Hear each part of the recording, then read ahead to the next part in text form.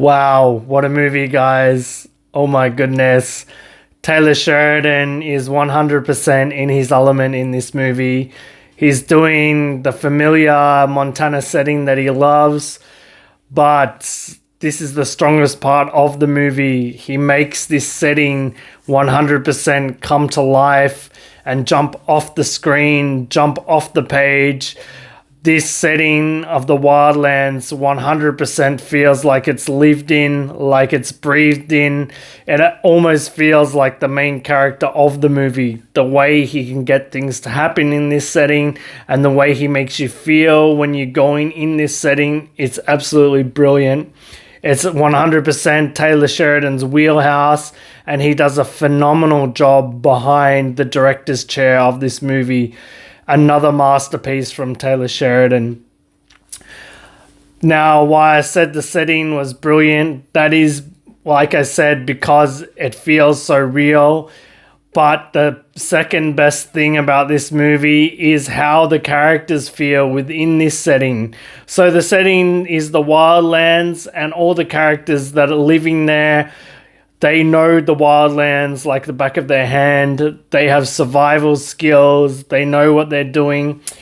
And when you actually see these characters get to use these skills and interact in the world, it is an absolute joy to see on screen. Definitely this one of the stronger parts of the movie, when these characters in the second and third acts get to show all their skills and their know-how and knowledge of the wildlands. Absolutely brilliant. You can tell that Taylor Sheridan, all the writers, did quite a lot of research into this scenario and into these kinds of characters that he written, like the survivalists, the fire jumpers. It's absolutely great. Now, also, why I said the writing and the setting's great, the individual characters themselves, they all have amazing backstories. They all have fleshed out stories that you know these characters existed before the film started. You know they've got a past. You know the past is affecting their future. The characters, the way they're written, how they interact with each other is great. The best characters, in my opinion, are Angelina Jolie's character and the young boy who witnesses the murder. He's the character that the boy plays is absolutely brilliant. He could have been shown as this clueless kid that doesn't have an idea what's going on in the world. And, he could have made some stupid decisions, or he could have been there as us as the audience to find out information that we need to know. But it's absolutely not like that. He's got his own smarts. He's got his own street smarts that he uses in the world. And the way he interacts with the adults, you 100% believe that this kid is a real kid. He's not some stupid little kid in another movie. Also, and the performances in the movie are great, especially from the boy. But most importantly, the best performance in this film is from Angelina Jolie. Now, I didn't think that I would actually buy into Angelina Jolie in the role when I first saw the trailer and heard about the casting, because I thought maybe she's a little bit pretty, or, maybe she hasn't had these dramatic chops before. But something happened. She 100% threw herself into this role. You believe that she's this fire jumper that's a little bit crazy, that's got this crazy past about her. And you believe every action that she does, every decision that she makes, it feels 100% real, like a human character should. And her performance, from little nuances to how she reacts, especially how she reacts and plays off this young boy character, is great. When the young boy and her have their scenes together, it is absolute gold on screen. The way they talk to each other, they have little quibbles. She teaches him things. They have little arguments. They have heartfelt moments together. When you guys get to see these moments in the film, you will see it's an absolute joy. Also of note, the other actors in this movie, John Bernthal is great as always. He's brilliant any role that he does, so there's no surprise there. However, this character of his, the sheriff, he has a wife, and the wife was an absolute standout performance for me too. I was actually really surprised how well this actress acted in this movie. Every time she's on screen with John Bernthal, or anytime she's on screen with other characters and other actors, she just steals the scenes from them. She doesn't give them any room to breathe. The all your attention and all your eyes are just on her anytime she's in a scene. It's great. Back to the setting now. What I will say is these characters, when they all play together and they all come together in this wildland setting, it is the strongest part of the film and it's written really well. However, there are two negatives within the writing itself that I have to get into. Now, these aren't major flaws, but they are there, so I'll have to let you guys know about them.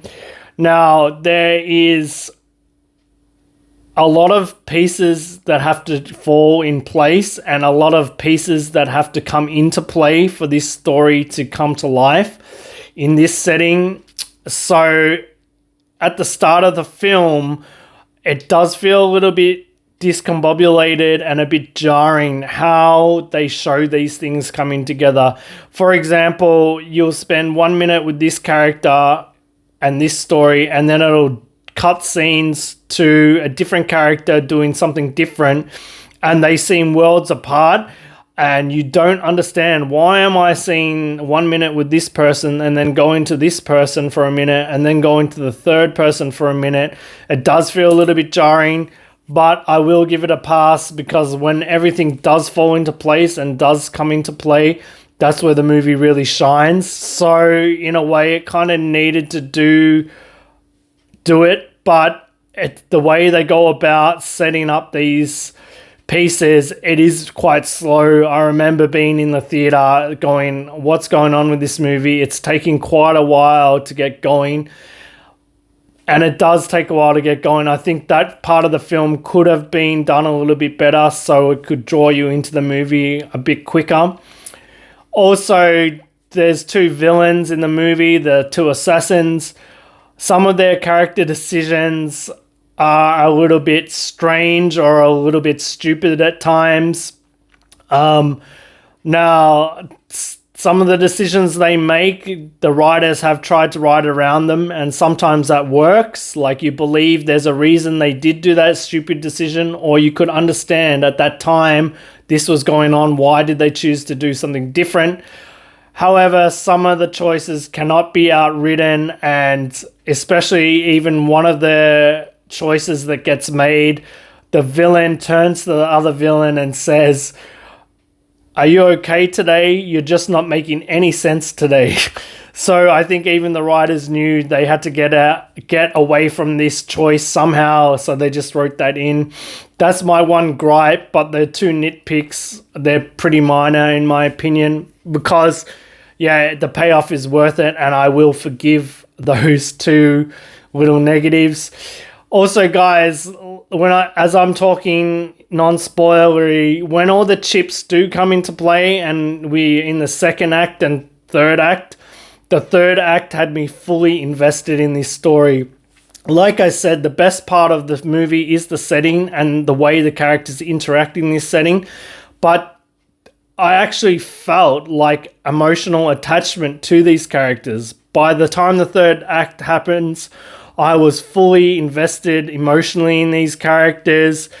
I fully wanted them to succeed.